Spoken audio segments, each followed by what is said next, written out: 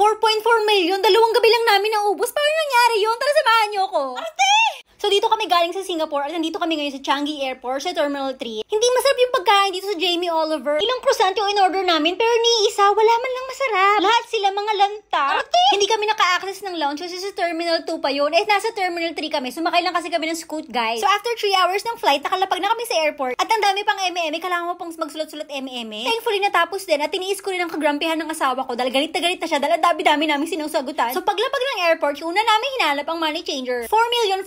4,440,500K. Pero sa totoo lang, guys, 11,754 pesos lang yan. Huwag kayong ano. Ganito pala, pag mayaman ka, ang hirap-hirap magbilang ng pera. Sana all! Yung hotel namin actually 10 minutes lang from the airport. Gawa na lang ako ng hotel tsaka room tour. Mamaya kasi hahaba na tong video. Pero ang kinaganda sa hotel na to, guys, nasa tapat lang siya ng river.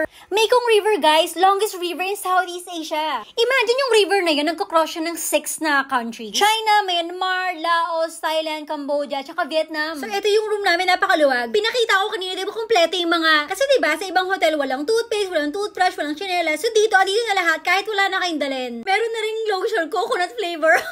Kasi nakakatuwa pa, yung CR niya, tsaka yung shower area, magkahiwalay. So, hindi ka na palalabasin ng asawa mo pag jumijeb siya. Lahat din nga pala na nakikita nyo dito, libre lahat yan. Consumables lang nga, baka isipin nyo pati yung mga tasa, libre. Yung mga nasa ref, yung mga naiinom, meron pang sitting area sa loob, meron din sa labas pag ayaw nyo magsama. Yung nakikita nyo sa corner ng room, meron pa dyang way, may daanan pa dyan papunta sa CR. Bali, paikot siya. Tapos curve yung TV kasi curve din yung wall. Arte! 6,500 pesos nga pala dito per night. Gusto mo magdagdag ng breakfast, 1,600 pesos yun for 2. Alas 3 na kasi kami dumating, kaya hapunan kagad ang hinanap namin. Kumain kami ng Thai and Lao food. Ito nga pala sa kanila, hindi normal na bigas, kundi sticky rice. Beer naman dito, mga 66 pesos lang. Ang laki-laki na. Next day na to, guys. So, after namin kumain kagabi, lakad-lakad lang kami sa market. Tapos nag-stop lang kami kung saan may beer. Month of November nga pala kami punta, kaya medyo malamig, guys. Mga 20, 21 degrees sa gabi. Kaya lang sana yung lamig, kaya lang nasa tapat kami ng river, kaya mahangin. So, mas malamig. So, in-order ko tong Lao coffee. Supposedly, kalahati dapat net. Condensed milk dapat. Kaya lang sabi ko, bawasan yung tamis kasi ayoko ng sobrang tamis. Tapos in-order ng asawa ko itong, para siyang banh mi sa Vietnam. Alam niyo yung tinapay sa Vietnam na merong heritage from France? O-order sana ako ng local food. Kaya lang, ang sarap tingnan ng pancake. Meron siyang slices na banana at saka parang Indian mango yung flavor ng mangga. Naalala ko yung mga ka-work ko dati. Nag-uusapan namin, alam niyo yung manga na Japanese na cartoon na anime?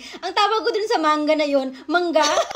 Yung tubig tsaka tea dito, guys, unlimited siya, libre. Itong place nga to na pala, guys, famous siya pag ginugol mo kung ano yung pinaka-famous na breakfast location dito sa area na to. Pinili namin tong area na to kasi hindi siya masyadong malayo sa downtown. Tapos ang ganda pa ng view niya. Tapos yung kabilang side ng river, guys, Thailand na siya. Meron nga palang Muslim temple malapit lang dito sa area. So if okay lang sa'yo yung chance sa simbahan. Tapos nag-walk-walk kami after ng breakfast. Ang dami-daming temples dito sa paligid. Mga wala silang entrance fee. Tapos meron ka pa mga monks na makikita na nagwawalis, ginagawa yung duty nila during the day. Ang sarap sa pakiramdam na para ka naglalakbay in the past kasi halos walang tourist dito, guys. I don't know why. Arte. Hanap lang muna kami ng mabibili ng data. Na-scam kasi yata kami sa airport kahapon. Unlimited data for 132 pesos for 5 days yung nabili namin. Yung sa akin nanging gumana, tapos yung sa asawa ko wala na. So nakabili kami ng load for 26 pesos lang. Unlimited na rin siya, guys. Nagamit namin sa buong 5 days. Tapos itong tuktok naman, guys, nakita lang namin sa poste. Yung ad ng driver, meron siyang QR code, tapos kinontak ko siya sa WhatsApp. $10 per pax lang siya, tapos dadalhin ka niya sa 3 temple. Ang kaso, hindi niya nilinaw na meron pala kami ibang kasama. Itong monument to, may kamukha siya, diba? Naalala nyo sa Paris? Simbolo siya ng independence ng Laos after ng war. Dati kasing colonial territory ng France ang Laos. So, yung architecture neto, may halo siyang French at saka Laos style. Kaya pag pumunta ka dito, marami kang makikita na French influence. Language, kultura nila, education, architecture, pagkain. Ito namang nasa tuktok na to. Meron ako napanood na YouTube, sabi daw, meron siyang Indian style kineme. I'm not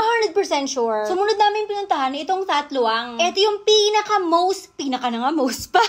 Pinaka-sacred na monument dito sa buong Laos. So, dapat medyo decente ka pag pumasok ka dito. Takpan mo yung dapat takpan. Almost 80 pesos nga pala ang entrance fee dito kada isang tao. Andito daw yung relic ng Buddha. Grabe, 16th century pa pala itong building na to. Pero, yung history neto, umaabot siya ng 3rd century pa. Tapos, meron mga small buildings sa kagaya niyan dito sa paligid nung Stapa. 144 feet nga pala yung height niya. So, kung tulad mo siya sa normal na building, siguro mga 14 floors ang height niya. Sunod naman kami dinala ng driver namin sa sementeryo. Meron siyang pinilawang nagsabi na hindi nyo makikita sa mga history book or sa internet. Sabi niya, yung mga labi daw nang namatay dito, hinihiwalay sila. Depende kung paano sila namatay. Kung natural ba or aksidente, ganun. Ito namang nasa likod ko, entrance to ng Buddha Park. Nag-drop by lang kami sa cementerio kasi ang layo-layo ng biyahe from Vientiane to dito. Parang commercial lang yun. 25 kilometers yung layo ng lugar na to. Mga 30 minutes or more na biyahe. 10,000 kip nga pala yung entrance dito, which is 26 pesos sa pera natin. So kung gusto mo talagang yumaman, pumunta ka na dito at magiging milyonaryo ka. Dali! Adjacent nga pala to sa Mekong River. Yung river sa tapat ng hotel namin. I'm gonna go in from there and then get out from that. See the top? The opening at the top? Look, wish me luck. Over 200 nga pala mga statue dito na gawa sa concrete. Mga deities nila or characters from Hindu at Buddhist tradition. Tapos itong pinasukan ko, ground floor siya representing ng hell. Second floor naman the earth, tapos yung third floor sa heaven. Parang pumpkin siya, yung bilog na pinakita ko sa inyo kanina. Tapos yung entrance niya, dun sa bunganga na tinuro ko kanina. Tapos aakit ka ng mga hagdanan na ganito kaninipis. Kita nyo kung gaano kanipis, isang paa ko lang yung kasya. Tapos may mga hagdan din na hindi ka pwedeng tumayo ng diretso, so kailangan nakayuko ka. Kaya mag-isa lang ako pumunta kasi yung asawa ko hindi niya kaya. Arte! Medyo nakakaligaw guys kasi sa loob niyan meron pa ring hagdanan. Second floor na nga pala to kaya earth na to. Flex ko lang yung Toblerone na hagdanan dito. So pag-akit ko ng hagdanan na yon, doon ako sa edge lumabas, nakakatakot. Kasi nasa gilid na siya ng building na to. Diyan banda sa pwesto ni ate girl. Kung palagay mo manginginig ang tuhod mo, wag ka na umakit dito kasi baka hindi ka makababa. Dito sa bunganga sa likod ko, diyan ako dadaan pabalik. Sayang lang wala ako kasama, walang taga-picture sa akin. Pero napakaganda na view dito, kitang-kita mo lahat yung buong park. So it's time to go back na nga guys. Puti pa naman sinuot ko, gagapang lang pala ako dito sa loob. Ang kinaganda lang, balot na balot yung legs ko, so hindi mo dudumihan yung legs ko. 3 floor na nga yung binabaan ko, napunta pa ako sa pinakailalim. Tapos mali pala, wala palang daan dito palabas. So kailangan ko umakit uli. Medyo natakot ako kasi wala akong kasama. Paano pa nagsigalawan tong mga to? Went all the way down here and there's no way out.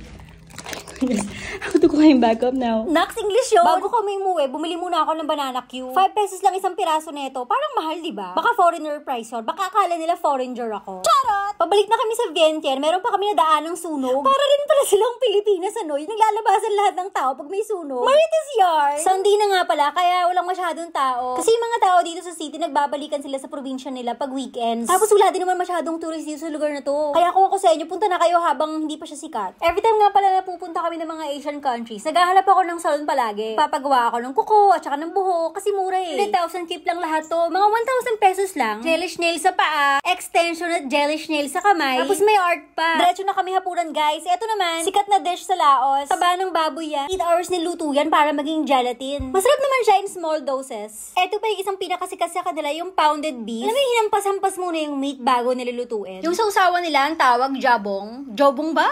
Pero maanghang siya. Masarap siya para sa akin, kaya lang gusto ko maalat eh. Eto naman yung lap, sikat din to dito. So lahat ng kinain namin, mga ginugal namin yan. Siya yung mga recommended na food dito sa Laos. Yung lap, meron siyang pork, chicken, beef, pero hindi ko siya gusto kasi may mga lamang loob. 450,000 kip lahat ng to guys. 1,196 pesos lang, may kasama ng 2 drinks. Pabalik na kami sa hotel sa rooftop. Merong restaurant doon. River view siya, kaya lang madilim, kaya hindi mo rin makita. Tapos ang lamig pa. So yan nga lahat ng nagastos namin. Kasama na rin yung train from Vientiane to Vang Vieng. At saka yung pick up from hotel to train station. Nag-withdraw pa kami ng 1.5 million kip kasi kulang na yung pera namin. Thank you for watching guys. Susunod naman papakita ko sa inyo yung ginawa namin sa Vang Vieng na kasunod lang na tao. Grabe, galit na galit sa akin asawa ko kasi dinala ko siya dito.